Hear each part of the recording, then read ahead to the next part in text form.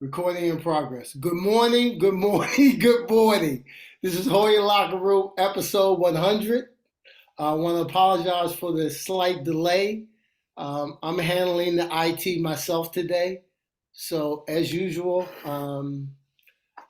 we have issues on Hoya Locker Room, but that's not what is the most important thing. The most important thing is what we're trying to do today. Usually we don't have issues because your wife handles it. So don't say as usual. Don't act like she doesn't do her thing. It's you who are inept. Very much so. Today is a really special episode. It's our 100th episode, and today's topic is we're celebrating 2006 to 2023 to current. We couldn't think of a more appropriate time, given the fact that we're coming into the Cooley Era, and we think this is appropriate because a lot transpired in those years, and we want to pay special. We want to represent, or we want to show attention to those players that we think have been left aside. Dean, do we have an Instagram tag? Let's cut through this bullshit. Okay, so the Instagram tag is Hoya Locker Room. Twitter or X? Twitter or X is at Room Hoya.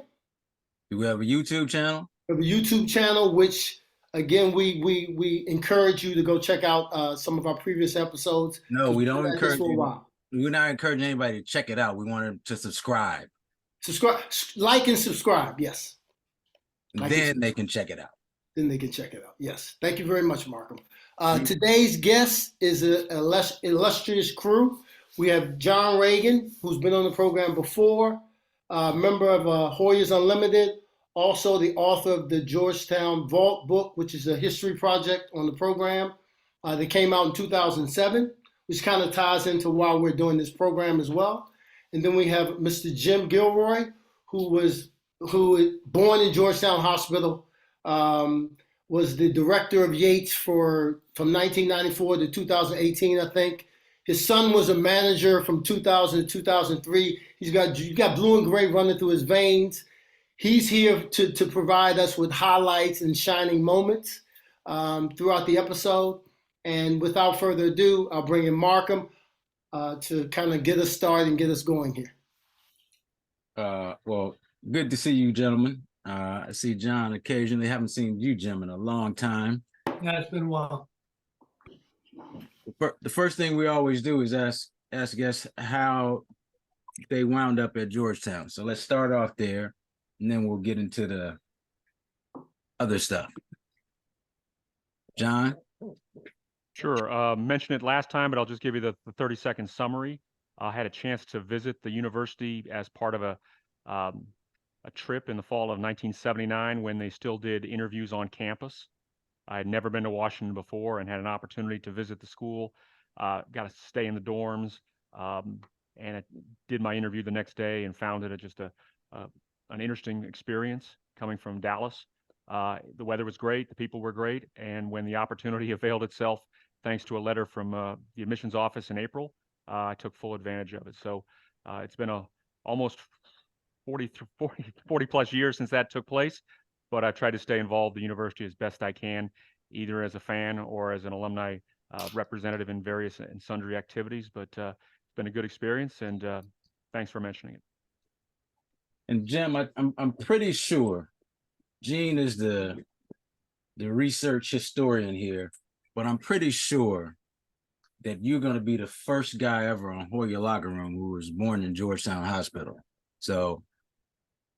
I'm shocked that no, Mark, I think we have another one. You have another one? Yeah, I think so.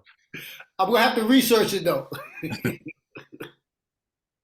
Yeah, I was born there. My mom and dad both went to Georgetown back in the 40s, and I grew up in a small town up in central New York, and it was like, from day one, that's where I was going to go to school, despite the fact that not a single one of my classmates had ever heard of Georgetown.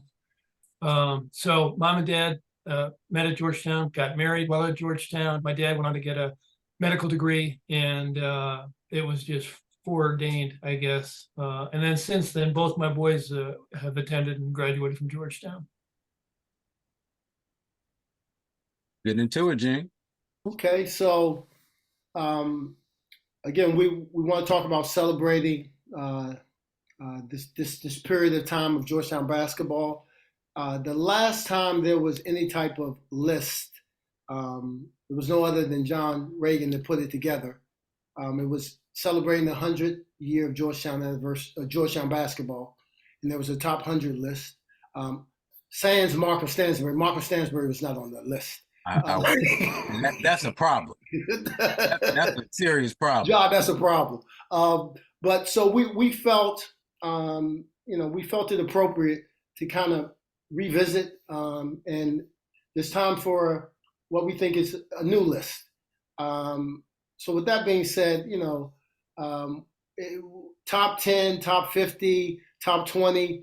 We're just going to go through the players and again, hopefully some moments, and show some love and some gratitude to Hoyas that have donned the blue and gray through some really interesting times. The three coaches during this period of time were obviously John Thompson, JT3, and then you had Patrick, and now obviously we have Ed Cooley coming into and we want to make him a part of this conversation as well because it is a new era. But again, we want to show love to the past to get to where we're going. So with that, John, I'll bring you in to kind of set us up. Sure. So almost 20 years ago, there was an effort to build up interest for the 100th anniversary of the men's basketball program. And one of the things that I volunteered to do on the basketball history webpage was a list of 100 great players over the 100 years. It was a subjective list in the sense that you cannot adequately compare Paul Tagliabue to, Bradley Hayes relative to what they were doing at their particular times of when they were players. So it was very subjective. And the idea was that we would represent different eras with some of their great players and put them on a list where people could read about it. What has evolved over those years is that we have a lot more statistics about players. So it's not fair to judge as, from an objective standpoint, somebody who played in the late 60s with somebody who played in 2009.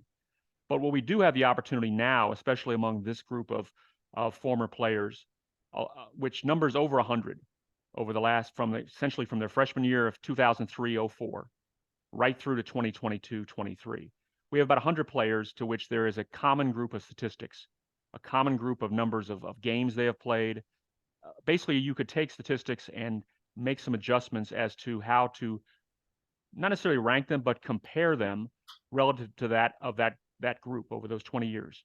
And so this was an effort to try to take information about what we knew about these players from their performance and try to put them into some tiers and to compare them and to really identify some of the great players that have distinguished themselves at Georgetown over these last almost 20 years. And know that just because they didn't play in the days of Ewing, Mourning, Mutombo, and Iverson does not limit or should not diminish what we think of them, because they provided, many of these individuals provided outstanding individual and team performances for Georgetown. They have been model alumni, and they are worthy of attention and recognition. Georgetown's very much a place where recognition is sometimes delayed, but otherwise it's something where we need to be appreciative of their work. And this is just an opportunity to let people know that even though the results of the last 10 to 15 years haven't met everyone's expectations, that shouldn't diminish what we think about their efforts and their contributions to the program. So before we move any further, I want to apologize because Markham brought it to my attention, which is, again, I want to chalk it up to the fact that I'm handling the IT today and my mind is a mess. But I do want to apologize because I forgot to mention Craig Eschrick, who is both a player and a coach, Georgetown Law. So yeah, I do want to apologize, Markham. You don't have to apologize to me. It's understandable you forget him. I mean, I think the best thing he did was make that halftime shot. I think that's why his wife said yes when he Well, I do want to give him some credit for that recruiting class he brought in. So I don't want to slight. I don't want to slight, but I do apologize, Coach Estrick, because you were there as an assistant coach while I was there. Jim, I'd like to bring you in to, if you want to add to anything that John said, and we'll get rolling on this esteemed list that we have. Yeah, I don't know that I can add anything to what John said. I think he's, right.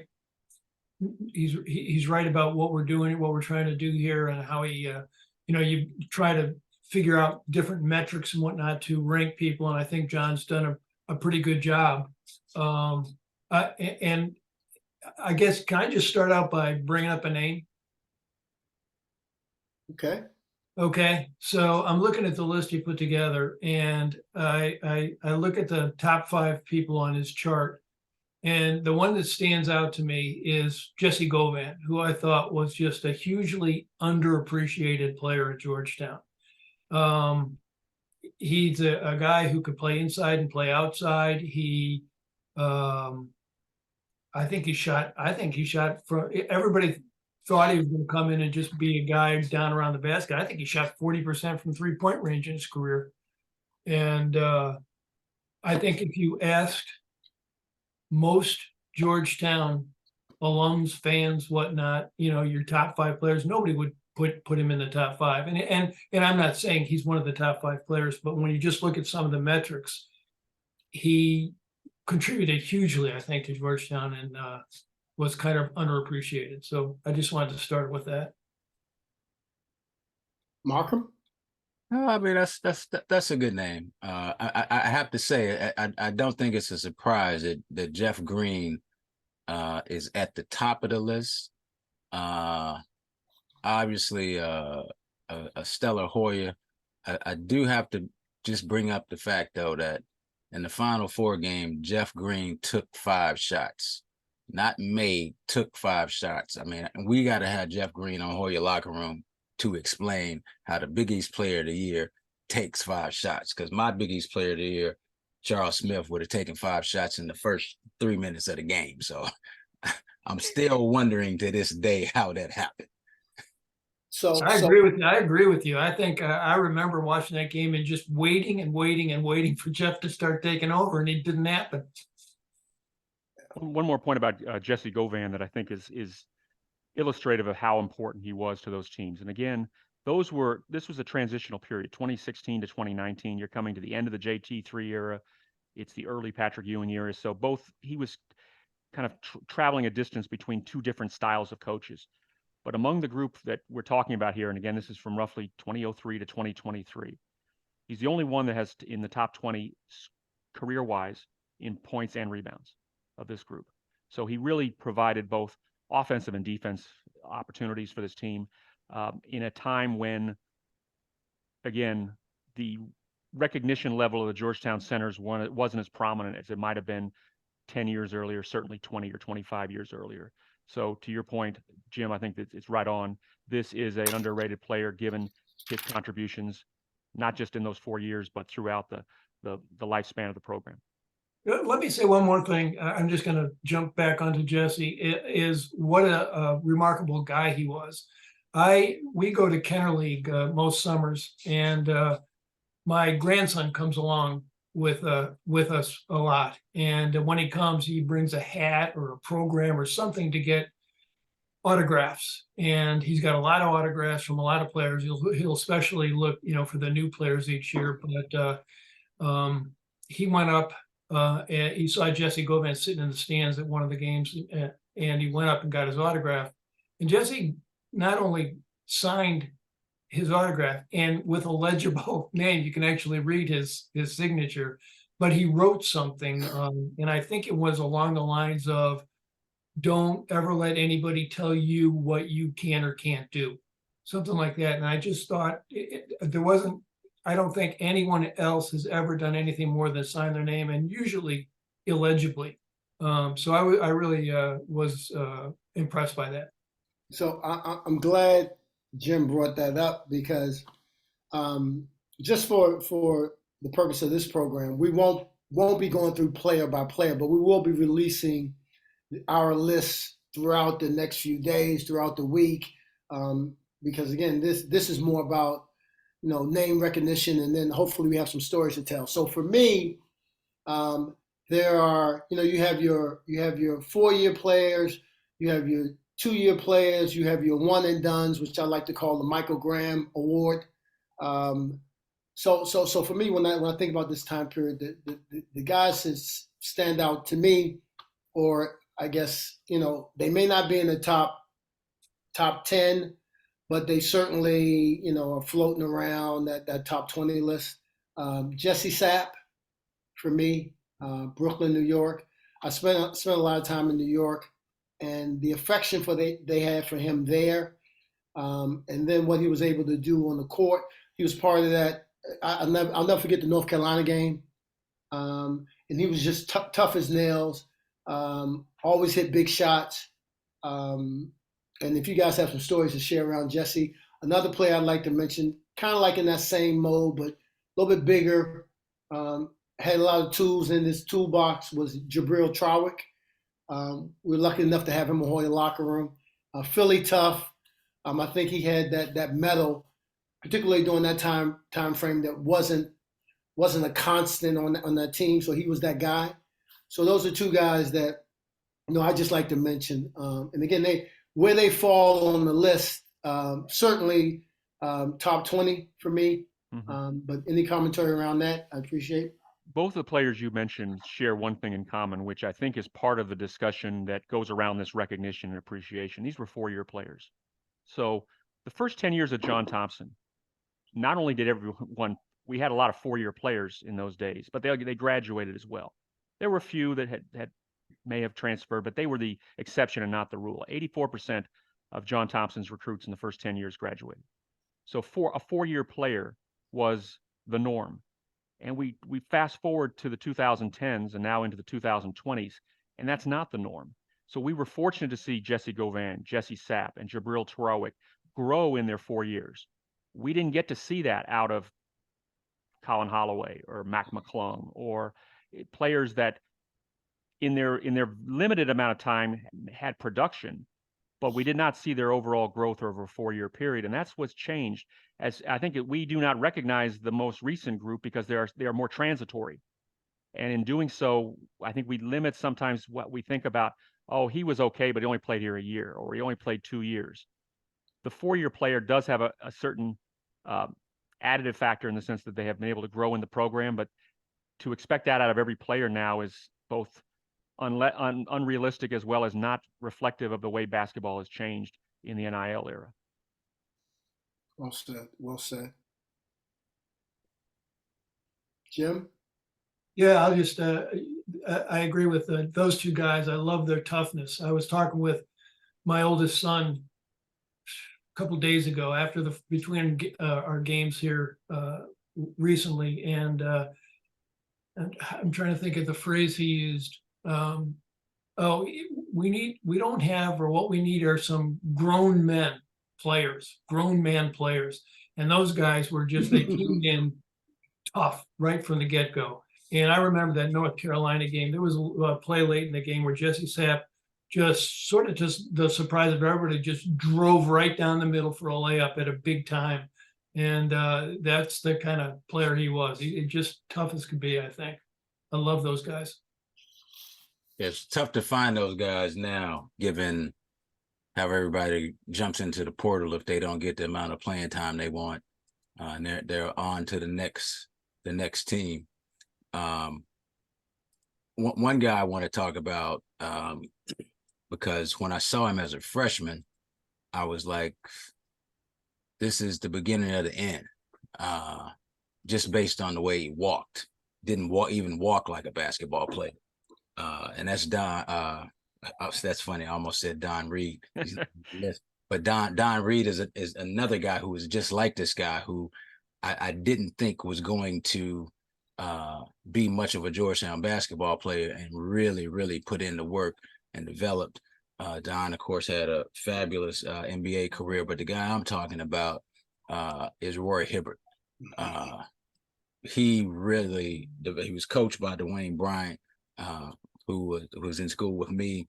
But Roy, when he first showed up on the scene, I was just like, this is not good. And he ended up being fat. He really, I mean, he was over 7 feet and just, when I say he didn't even walk like a basketball player, that is no exaggeration. And he really, really, really developed. What stands out for me with Roy, I'll just never forget a game that Jim probably was at when he stepped out and he hit I don't know if it was a foul line jumper or maybe more towards the 3-point line to win a game. Yeah. It was three-pointer. It was a 3-pointer. I know Yeah, exactly. Connecticut. Just, and I just said the guy is going to be a good pro. And to your point, Markham, that wasn't necessarily the eye test trajectory, but it certainly he certainly benefited, from the Georgetown coaching, the Georgetown, and he put in the work. He clearly put in the work to get better. But I think it goes without saying that players like Jeff Green, Roy Hibbert. I want to transition kind of because there's some 2-year players that I think we mentioned the nature of the game, but even back then you had some guys leaving early. A Greg Monroe, for me, stands out. I can only imagine what his numbers would have been if he had been there for 4 years. But also the fact that he was part of that New Orleans, Louisiana kind of pipeline thing, I think that always plays into our Georgetown history, our Georgetown pedigree. So yeah, can you speak about those two guys and some of the 2-year players? Well, hold on. Before we do that, Gene, why don't we read the top 10 off the list and then let John talk a little bit about how we compose the list. And if your top 10 differs from my top 10, I will interject, just so you know. Well, I'm just going from this list. So my list this changed. will lead us to an interesting conversation based My on list changed over the weekend. Jeff Green, DSR, Roy Hibbert, Austin Freeman, Jesse Govan, Jonathan Wallace, Jason Clark, Chris Wright, Jamorko Pickett, Markel Starks. Why does that sound like more than 10? Because you can't count. If I made it to 11, Greg Monroe would make it. He does not make the top 10 though. And people might wonder why. John?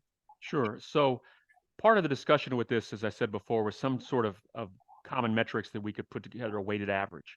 So we took essentially 8 different categories and assigned percentages to them. So 15% of the total is based on the number of seasons played. So Greg Monroe, 2 seasons, proportionally less than somebody who was a 4-year player. 5% for the number of games played within that career. 10% for the number of overall minutes. 5% for minutes per game. So we have some that are, heavy on minutes per game, but maybe over the course of their career, it wasn't as many because they didn't play as much. 10% on the number of wins for their teams. So there was a plus in the formula for those who were on better teams than others. So if you were a 4-year player that went to the NCAA, 3 or 4 years, that meant slightly more than if you were on a team that was 14 and 18.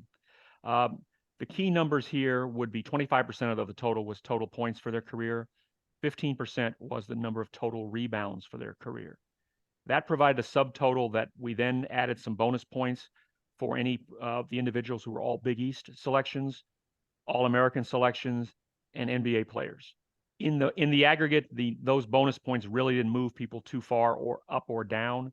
It helped Jeff Green, obviously, because he's had a longer NBA career, but for the most part, even the subtotals tend to correlate with what the final totals were. And we'll go ahead and publish this list soon so people can take a look at it. But it's the idea that we wanted to provide some level of an average that could be applied across different groups with different teams. And those were the categories that were finalized in terms of balancing both performance as well as team effort. And before we continue the conversation about the current players, I just want to point out that the previous list John did, instead of 10% to team wins, he gave 75% to team wins, which is why Gene Smith was rated so high on his first list. Otherwise, he would have been much less because Gene was carried by the likes of Sleepy Floyd, Reggie Williams, Patrick Ewing. So he played on some good teams that won, even though he didn't contribute much. I love this guy. So, just what differs on my top 10, and not that everybody has to list their top 10, but Roy Hibbert, Jeff Green, Greg Monroe is in the top 10 for me. Austin Freeman, Chris Wright, Otto Porter, DSR, Jesse Govan, I think that's 8. And then Jonathan Wallace, and then Jason Clark. That kind of rounds out my top 10. And the reason for me is, I think the impact of Otto Porter, the 2 years, and, I just think he made a huge impact, the big games. He did it in a very understated way. And I just think, his legacy's intact as a Hoya. When I think of Jason Clark, I think of doppelganger. He reminded me so much of Eric Floyd. He was tenacious on both ends. And again, the winning percentage might not have been what when we had the different criteria, the different aggregate. But for me, I just think that the impact that these players had, and Jason Clark for the most part was local. So let me just get this straight. With the list that John had, your top 10 differs only because you picked 2 guys who made over $200 million playing NBA basketball. I got it. That makes sense. And also, again, the NBA is part of the criteria for a reason. I think. No, it is. It is. And no one would make the argument that Greg Monroe and Otto Porter are not 2 of the top 10 most talented. No one would make that argument. I'm just pointing out the fact that you didn't have to be a rocket scientist to put those 2 in your top 10. But we thank you. We know you're not, so thank you. Thank you for that. So there's another name that's probably on the edge of the top 10. We mentioned about Austin Freeman and Jason Clark, and I wanted to point out how impactful Chris Wright was over his 4 years. Mm-hmm. Not only was he a 3-time All-Met in D.C., but his ability to be on the court and allow and facilitate players like Freeman, players like Monroe to excel was vastly underrated. I look back to 2011 when he broke his wrist in a game against Cincinnati. At the peak, Georgetown was, I looked it up this morning, Georgetown was 20-5 and ranked number 5 in the country. He breaks his wrist and the Hoyas lose 5 straight to end the season. 4 of those were by double digits. Now, that doesn't mean the other players weren't giving their all, but he was so valuable to those teams as both a playmaker, as a on-court leader, and as somebody who could make others do better in the way he helped build a team. He was a very talented player for his time, and a shame that his health delayed and in some cases deferred his pro career. Between him, Austin Freeman, and Jason Clark, that was a unique trio that I don't think Georgetown's really had in many, many years, of people that could play with each other as well as excel and elevate each other. Without question. And probably the reason people don't think about Chris Wright a lot is because we didn't have that tournament success when he was there. But without question, I mean, if you just look at the win totals, they had wins. They had wins for sure, as he has reminded me on more than one occasion. And it's worth mentioning, part of being a Hoya, being a part of the Georgetown University is giving back. And I think what he's done post, since leaving Georgetown, particularly in the last few years with Dog Talk, with the games he staged, the alumni games, I think definitely puts him in terms of top 10 Hoyas in that top 10 conversation, without a doubt. Well said, John.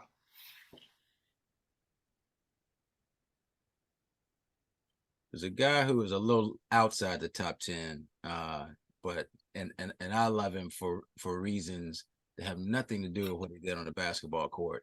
LA guy, Hollis Thompson. Yes. And I went to a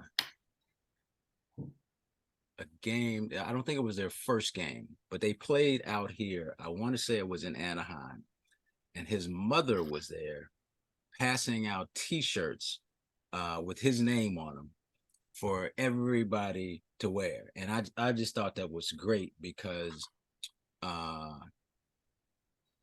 that's the type of thing that probably would not have happened. Well, I shouldn't say probably. It did not happen during the Big John era. And I thought it was great to see a mother supporting her child like that. And I think that type of thing should be encouraged. And it was just, it was great energy. And he wasn't bad. Played in NBA for a few years and long career overseas. He had a big 3-pointer down in Alabama to win that game. Very, very interesting player. Long player. I think his NBA career certainly wasn't a surprise to him, but I think it was a surprise to a lot of people. And he was very successful in the NBA. 4-year players that I'd love to mention, and most recent, are Jamarco Pickett and Javon Blair. And they stand out for me because that 2021 run was their senior year. And to me, that puts them in the conversation because winning, to Markham's point, definitely plays into it. And even though that was obviously less than 500 year or 500 year, that Big East championship, there's a banner on the wall, and they were directly responsible for that. Can I go back to Jesse Sapp and Chris Wright for 1 second? Because there's one game that sort of ties those two guys together in my memory. We played Missouri out in Kansas City during their career. It might have been 2011 or whatever. And it was a high-scoring back-and-forth game that Missouri was leading late, but we made a push at the end. And Chris Wright hit a 3-pointer at the buzzer, near the buzzer, to send the game into overtime. So big shot by Chris Wright. In overtime, Jesse Clark went 3 for 3 from 3-point range, and we pulled away and won in overtime. When they had the press conference after the game, one of the reporters asked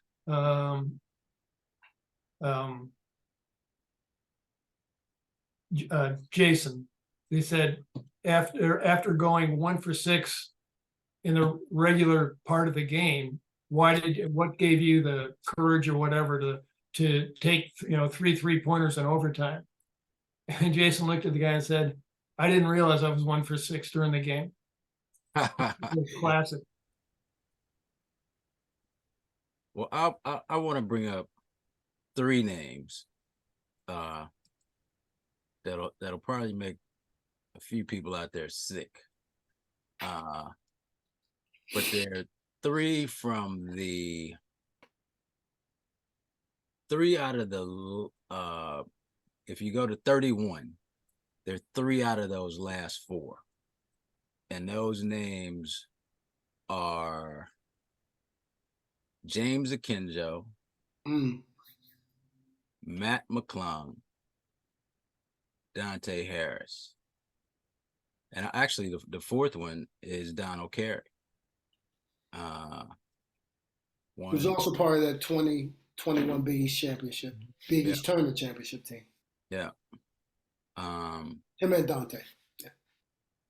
I don't think it's any question that had they stayed 3 or 4 years, Akinjo and Matt McClung would be much higher on the list. But exciting players nonetheless, despite their brief time, and would have loved to have seen what they could have done had they been able to work things out.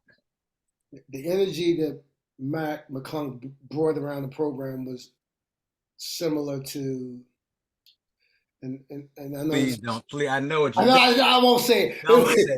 It was huge. Yeah, It was let's say good. that. It was solid. Let's stop that I'm not gonna comparison. say it. I'm not gonna say it. But certainly the energy, and again that plays into, I think that plays into it for me, because that's, as the brand was going through transition, you need those blips in the screen to make sure you're still being relevant. And I think definitely Mac McClung in his 2 years accomplished that. Another player that I like to mention, and he was part of the 2007 Final Four team, was Dewan Summers, from Baltimore. I think, a do all everything forward, solid, tough.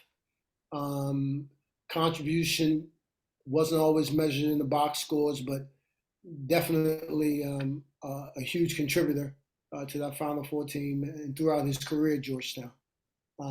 Currently playing in the Big Three as well. But he's always been one of my favorites, Dewan Summers. He was one of those grown man players that we had back then.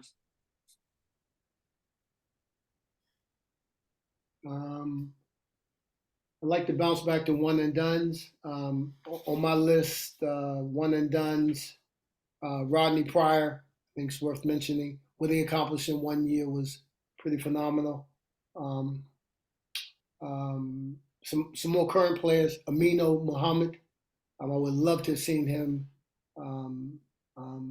play a couple more years at Georgetown, on the hilltop. But I thought he was just physique. Remind me a lot of LJ Peak, who's another player I'd like to mention. But these are all guys that were solid, and I think they represented us well on the hardwood. How about Greg Whittington? Not quite one and done, 1.5 and done. I'd love to hear some commentary on Greg Whittington. Had similar, again, not that comparing players to players is the deal, but he just reminded me of a evolved Mike Hancock. Just long and could do a lot on the floor. But yeah, I always enjoy watching him play. Along with, and there's another name that doesn't come up as high on this list, but I think of Greg Whittington as someone who had a lot of potential, and however it landed for him, he over three. If he had stayed as many as 4 years at Georgetown, he'd be in the NBA right now. I really think that level of player development would have made him somebody who could have been in the NBA a number of years. So another name that's not on this list, he was kind of a 1.5 and done. Another person I thought had unique potential that never amounted to much is Josh LeBlanc. He played essentially a year and 5 games. He transferred to LSU for a year. He transferred to UAB for a year. He transferred to Nicholls State for a year. This year, as a 6th year senior, he's playing at an NAIA school in Louisiana. I think in some ways his 1 year at Georgetown, all Big East, he had a case to be Big East Rookie of the Year, but Akinjo took that role at the end. That was his peak of his college experience. It could have been more had things been more settled, had the team been more settled. His potential was certainly like Whittington's, unfulfilled, but certainly showed promise. Well, John, you used potential twice, and I just got to say, that boy can count. Made me think about my high school football teammate Billy Kelly. Just want to send a shout out to him.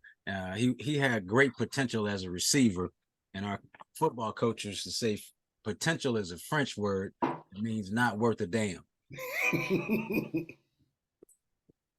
But that doesn't apply to Greg Whittington. But thank you for that anecdote. Doesn't apply to Greg Whittington, but I would say Gene Smith had potential to be a phenomenal offensive player, and there you go. Some other players I like to mention, and I don't know where they fell on the list. Marcus Derrickson. I thought he was. He'll go down in infamy for Was it Derrickson that Coach Ewing asked, do you practice that shot? Yeah, step back. um, but just an Which is incredible now player. a very famous meme, by the way. But an incredible player. Loved his size. Was active, particularly offensively. Made it to the NBA again. I think that plays into this list as well because I think that helps. I mean, guys want to go to a school that has a NBA pedigree or players in the pros. Speaking of one and dones, and I know I'm bouncing back and forth, but one and dones was Caden Rice. I think what he accomplished shooting the three, what he accomplished in 1 year. Again, that's the Michael Graham formula, the one and done award. I think is worth mentioning. And before I forget, and again, I love this panel because you guys are very easy with the microphone. Markham has a tendency to hog the microphone. But one player I'd like to mention is Malcolm Wilson.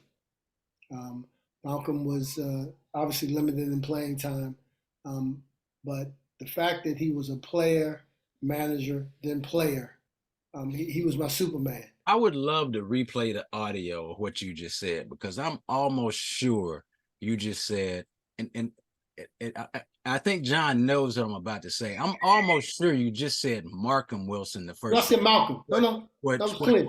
Which would be probably the most egregious basketball comment you ever made, because if there ever was a guy who walked through McDonough who should have worn the uniform as opposed to making Gatorade for the guys that put it on, it would be myself. Salute to Malcolm Wilson.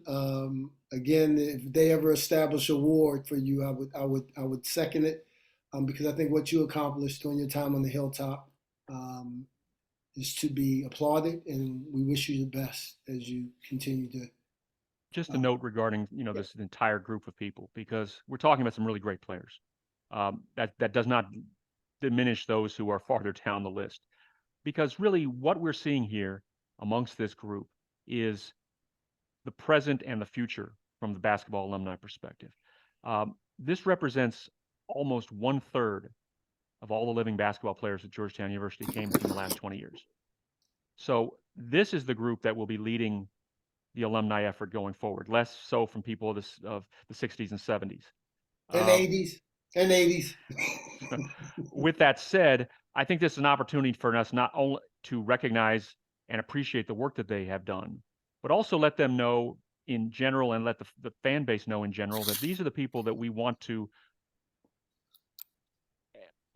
elevate in terms of that we know who they are, we know of them. And the Georgetown basketball, for all its successes over the years, is more than just 4 or 5 NBA players from the 80s and 90s. There is a group of people that gave 100% and in some cases more for teams that may not have been successful at the end, but had a great run of performance that is certainly representative of the best of the university can provide. I know Markham mentioned about the teams from the Greg Monroe and the Jason Clark eras. There was a run from maybe 2010, and maybe Jim can confirm this, from roughly 2010 up to the end of Otto Porter's sophomore year, right before Florida Gulf Coast, where Georgetown was ranked every week. But this was a team in the top 20 every week for a better part of 3.5 seasons. That is a reflection not just of the university, but it's a reflection of these players that really made Georgetown. And those days were the peak of competition for the Big East. Syracuse, UConn, Louisville, Villanova, they were all at the top. These were great times, but it reflects that the base of the Georgetown basketball family is more than just the names but these are the people that are going to be taking it over going forward. And addendum. John, you said elevate. I would say elevate and engage in terms of the university.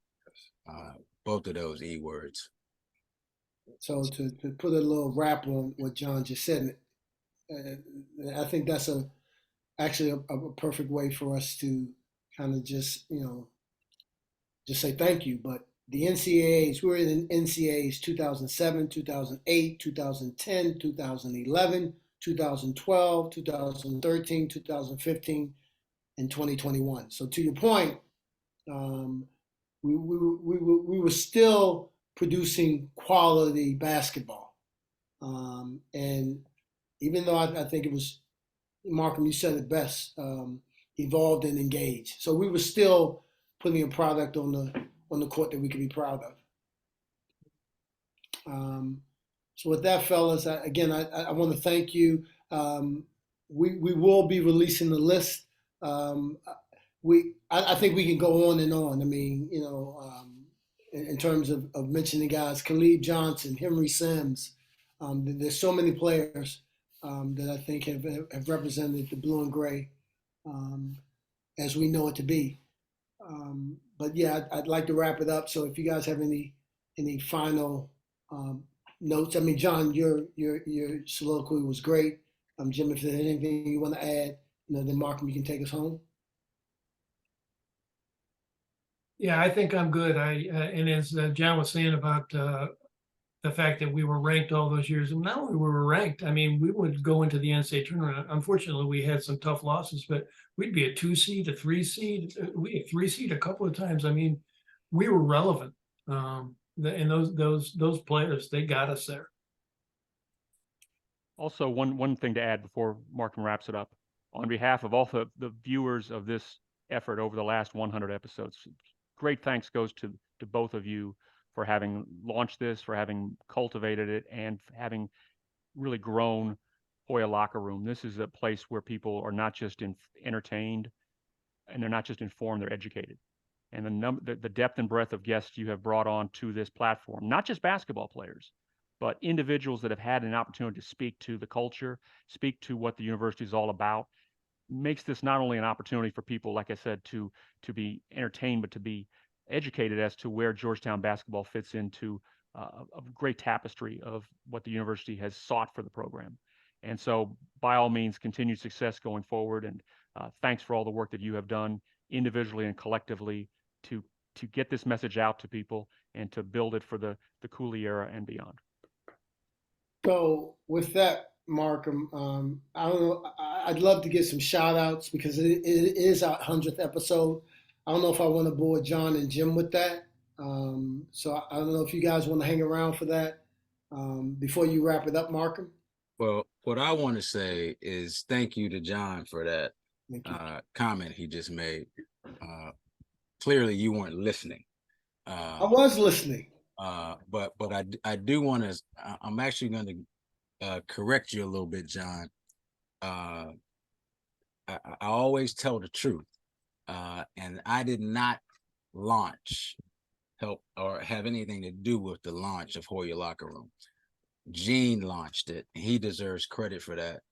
He also deserves credit for recognizing that in order to improve Hoya Locker Room, he needed me.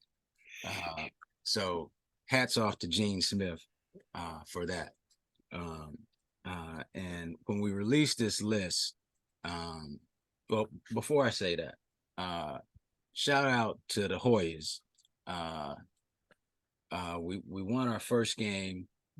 We lost a tough one last night. And some people will never be happy. But not so recently, we've lost to teams like we beat our first game. So, and I think guys are playing hard, and it's the look of the team is dramatically different. So let's support Ed Cooley and what he's building on the hilltop there. And also another thing I want to say is send out condolences to Coach Butt's family and everyone in Hoya Nation who was affected by that.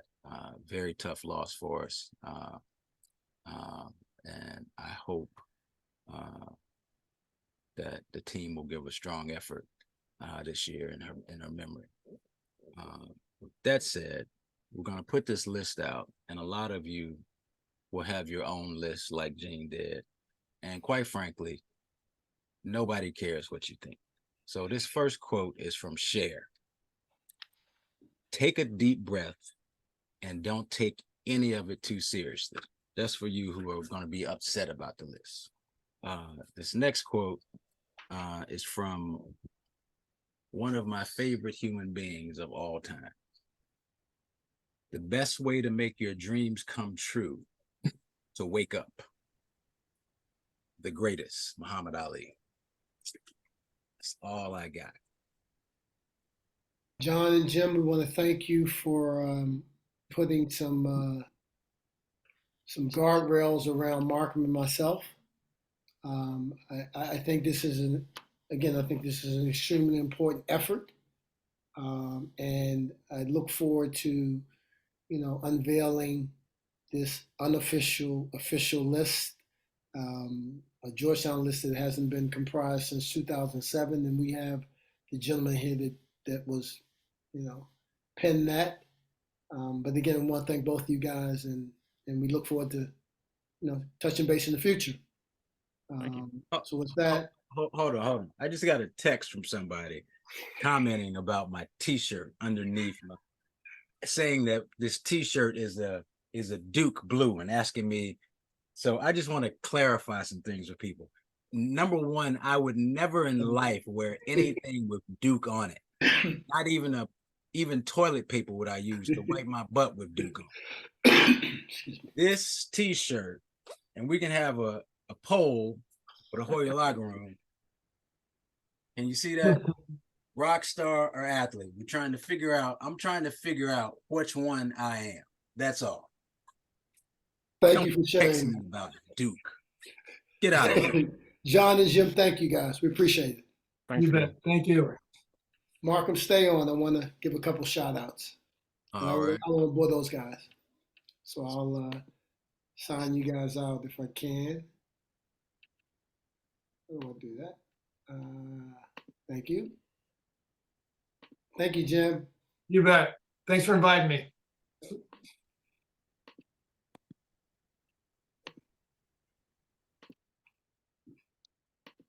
So with that, Markham, and again, hopefully we'll maybe edit this out, but I do want to give some shout outs to people that have, been there from the very beginning.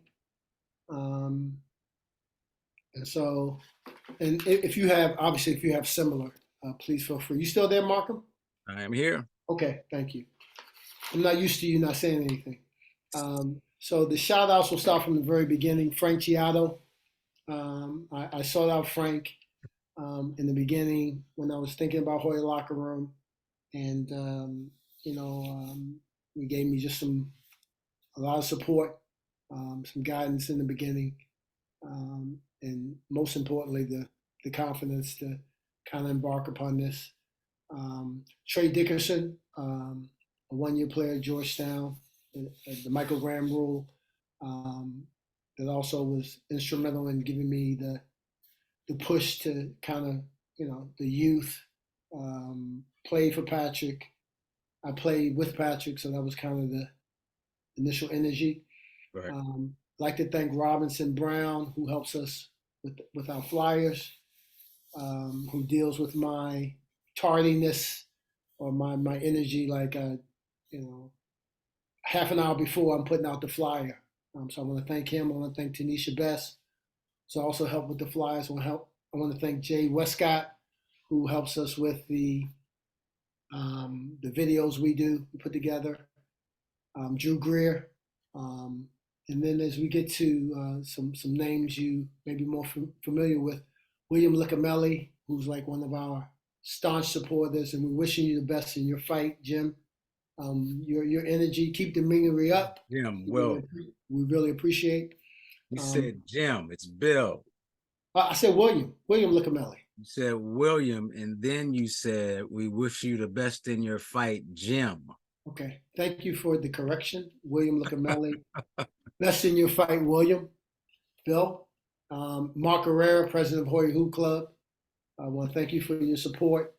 And Big David Wingate fan at the power forward position. And then last but not least, Markham Stansbury.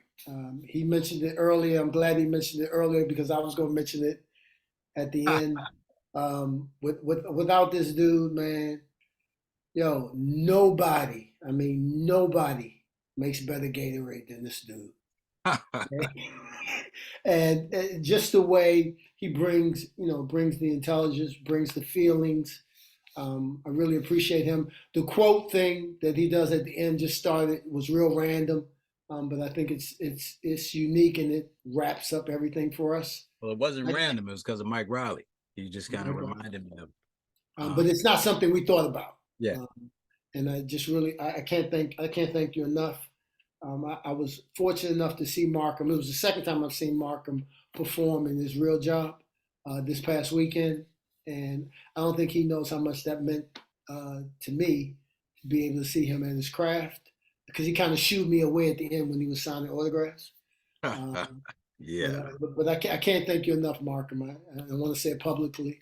And then, of course, without our guest, this wouldn't even exist. We thank you from the bottom of our heart. We will be trying to revamp. We're trying to upgrade. So we're going to take a pause. And this is unbeknownst to Markham, because Markham and I don't really speak during the week. We just show up on Sunday and kind of go toe to toe. But I think what we're talking about deserves more, to be a little bit more professional, to say the least. So we will be taking a brief pause. We've taken pauses before. And to any and all our fans or supporters or people that have watched one episode, we encourage you to join our YouTube, to like and subscribe, because we're going to keep this thing pushing. We think it's a valuable resource for the university and for the program. And as usual, I'd like for Markham to have the last words. Well, only thing I have to add to what you said is I have two things. Number one, thank you for what you said. And number two, to that list of names you mentioned, I would add Joy Lou Monahan, who has been a huge supporter. Watches every week. Yes. So that's all I have. Thank you very much, sir. I'll see you on the other side. Thank you for your patience, Hoya family. We really appreciate you, and we look forward to bringing you more Hoya locker room content in the near future. Peace. Peace and love.